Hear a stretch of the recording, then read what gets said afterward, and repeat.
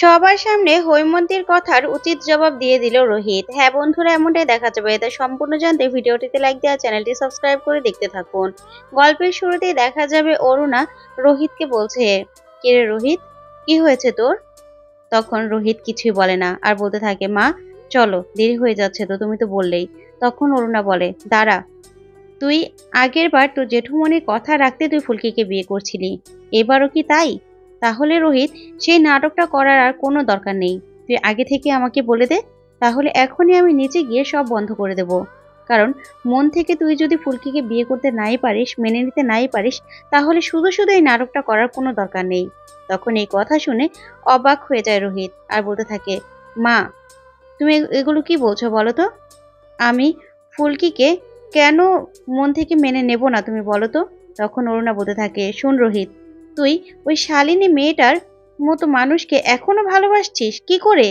যে মানুষটার মুখোশটা তো সামনে খুলে গেছে, এত বড় একটা নাটকবাজ মেয়ে, তাকে তুই এখনো তার কথা মনে করে কষ্ট পাচ্ছিস কি করে, সেটাই তো আমি ভাবতে পারছি না। তখন রোহিত এই কথা শুনে চুপ করে থাকে। তখন অরুণা বলতে থাকে, দেখ রোহিত, ফুলকি অত্যন্ত ভালো মেয়ে, আর ফুলকি তোর জন্য যা যা করেছে তুই কি সেগুলো ভুলে গেছিস? তখন রোহিত বলতে থাকে, মা তুমি সব সময় কেন আমাকে ভুল বোঝো বলো তো? আমি কি ভুলে গেছি ফুলকি আমার জন্য কি কি করেছে? তাহলে তাহলে কেন তুমি আমাকে ভুল বুঝছো? তখন অরুণা বলতে থাকে, দেখ, আমার যেটুকু বলার ছিল আমি সেটুকুই বলে দিলাম, এখন বাকিটা তোর ইচ্ছে।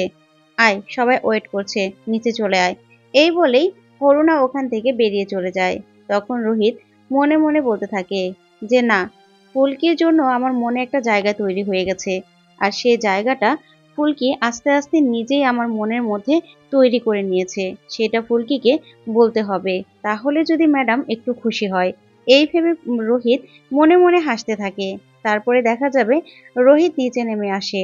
রোহিত নিচে নেমে আসলেই সবাই মিলে রোহিতকে নিয়ে মজা করতে থাকে। তখন রুদ্র বলতে থাকে, শোন তমাল পিয়াল, একটু পরেই কিন্তু মালা বদল, আর আমরা কিন্তু ছেলে পক্ষ, ঠিক আছে? রোহিতকে উপরে উঠিয়ে ধরবো। ঠিক তখনই তমাল পিয়াল বলে ওঠে, না, আমরা মেয়ে পক্ষ। তখন এই কথা শুনে অবাক হয়ে যায় রুদ্র আর বলতে থাকে, তাহলে কি একাই আমি বরপক্ষ? তখন লাবু আসে আর এসে বলে, কনে পক্ষ আর বরপক্ষ কি, সবাই এক পক্ষ, বুঝেছো? তখন এই কথা শুনে খুশি হয়ে যায় রুদ্র।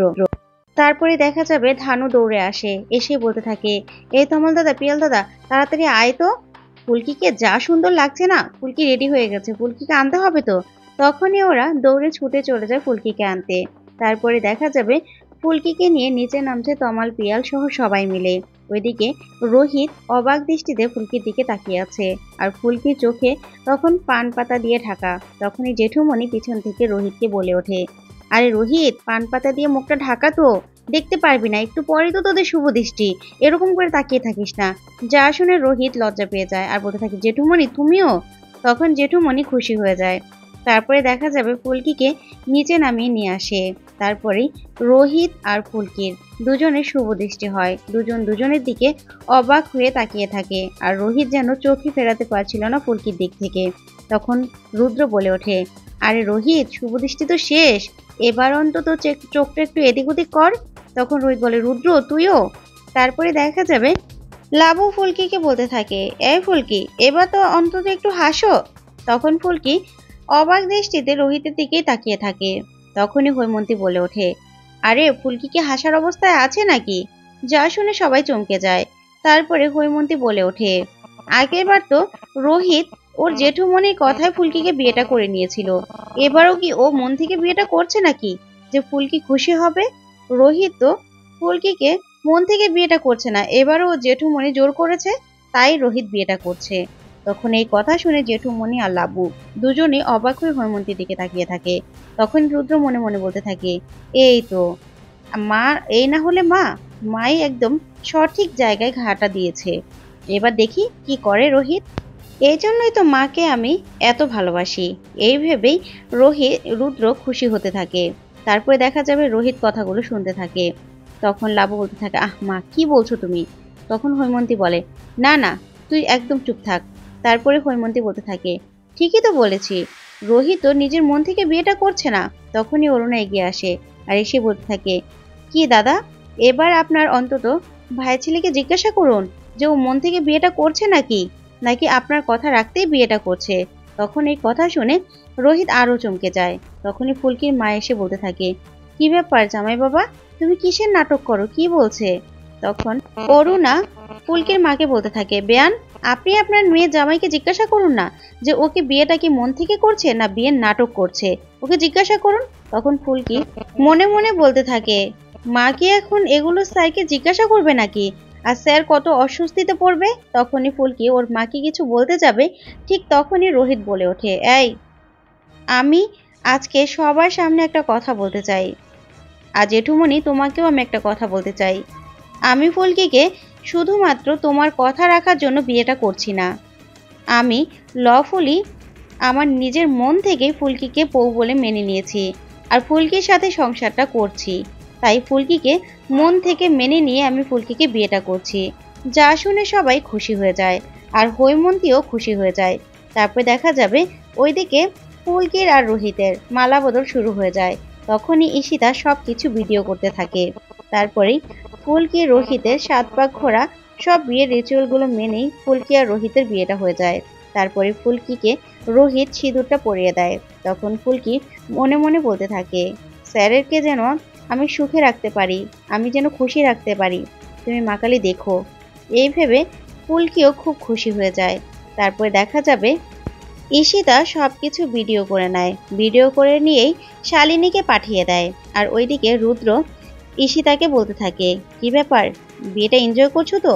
তখন ঈশিতা বলতে থাকে, হ্যাঁ, তুমি এনজয় করছো তো, ভালোই তো নাটক করছো দেখতে পাচ্ছি, ভালোই মুখোশ পড়েছো। এবার রোহিত আর ফুলকি দুজনই তো এক হয়ে গেল, এখন রোহিত দাও ফুলকিকে ভালোবাসে আর একসাথে হয়ে গেল, তাহলে এবার কিভাবে আলাদা করবে তুমি? তখন রুদ্র বলতে থাকে, শোনো ঈশিতা, আমাকে না হারানো এত সহজ নয়। ঠিকই আমি ওদের দুজনকে কোনো না কোনো ভাবে আলাদা করে দেব।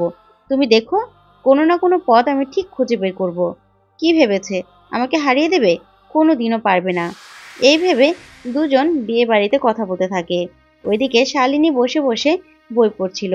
ঠিক তখনই ঈশিতার মেসেজ দেখে শালিনী বলতে থাকে, ঈশিতা আবার আমাকে কি পাঠালো? তারপরেই ভিডিও দেখে শালিনী বলতে থাকে, ঈশিতা আবার আমাকে কি ভিডিও পাঠালো? ভিডিওটা অন করতেই সেই রোহিতের কথাগুলো আর রোহিত আর ফুলকির বিয়ে দেখে শালিনীর পুরো মাথা গরম হয়ে যায়। সাথে সাথে মোবাইলটাকে ছুঁড়ে ফেলে বলতে থাকে, ঈশিতা আমাকে কেন পাঠালো এই ভিডিওটা?